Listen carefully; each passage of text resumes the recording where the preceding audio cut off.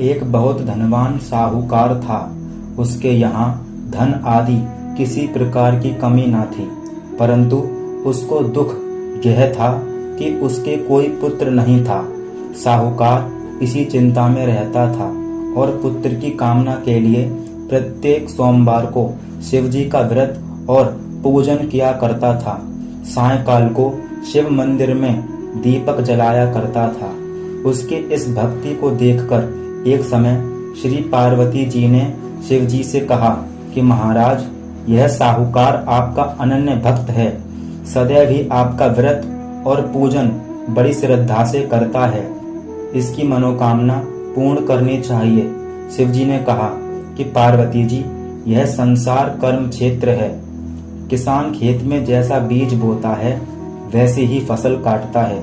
इसी तरह संसार में जो जैसा कर्म करते हैं वैसा ही फल भोगते हैं। श्री पार्वती जी ने अत्यंत आग्रह से कहा, आपके इस भक्त को यदि किसी प्रकार का दुख है तो आपको अवश्य दूर करना चाहिए। आप सदैव अपने भक्तों पर दयालु रहते हैं, उनके दुखों को दूर करते हैं। आप ऐसा ना करेंगे तो मनुष्य क्यों आपकी सेवा व्रत पूजन करेंगे। श्री पार्वती जी का ऐसा आग्रह देख शिवजी महाराज कहने लगे, हे पार्वती, इसके कोई पुत्र नहीं है। इसकी पुत्र चिंता से यह अत्यंत दुखी रहता है। इसके भाग्य में पुत्र न होने पर भी मैं इसको पुत्र की प्राप्ति का वरदान देता हूँ, परंतु वह पुत्र 12 वर्ष तक जीवित रहेगा। इसके पश्चात वह मृत्यु को प्राप्त होगा। इससे अधिक मैं और कुछ इसके लिए नहीं कर सकता। यह सब बातें वह साहूकार सुन रहा था। इससे उसको ना तो कुछ प्रसन्नता हुई और ना कुछ दुख हुआ। वह पूर्ववत वैसे ही शिवजी महाराज का सोमवार को व्रत और पूजन करता रहा। कुछ काल व्यतीत हो जाने पर साहूकार की स्त्री गर्भवती हुई और 10वें महीने में उसके गर्भ से अति सुंदर पुत्र की प्राप्ति हुई।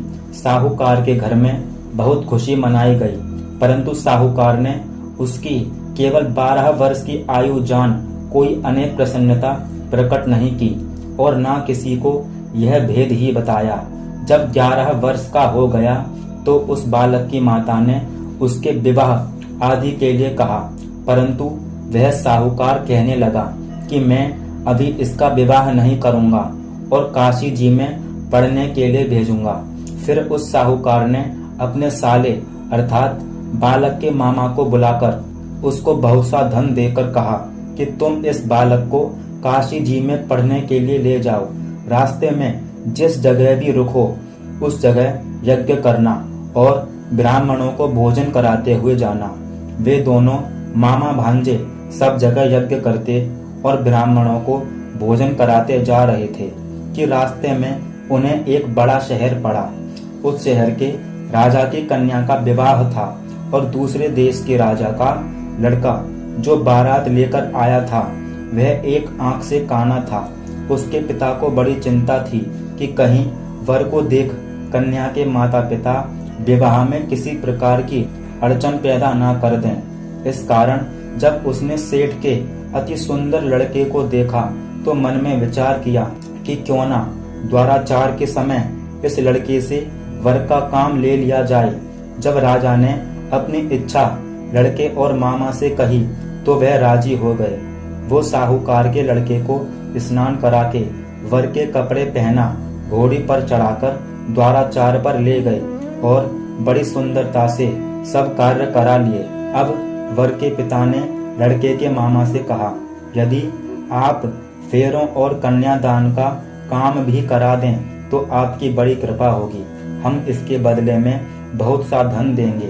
उन्होंने यह भी स्वीकार कर लिया और तब विवाह कार्य बहुत अच्छी तरह से हो गया।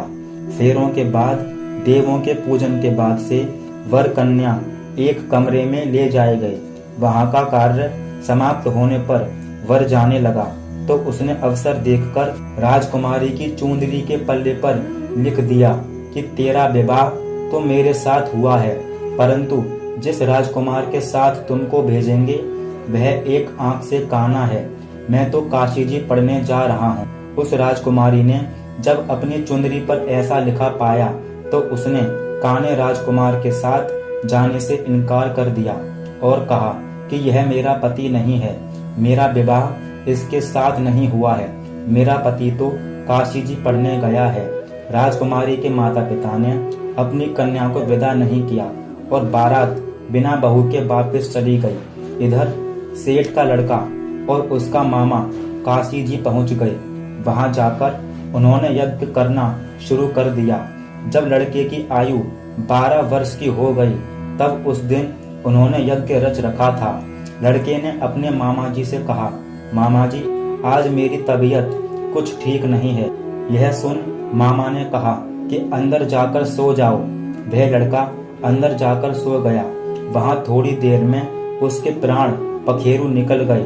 जब उसके मामा ने आकर देखा कि लड़का तो मरा पड़ा है, तब उसने सोचा कि मैं यदि रोना पीटना मचा दूंगा तो यज्ञ का कार्य अधूरा रह जाएगा।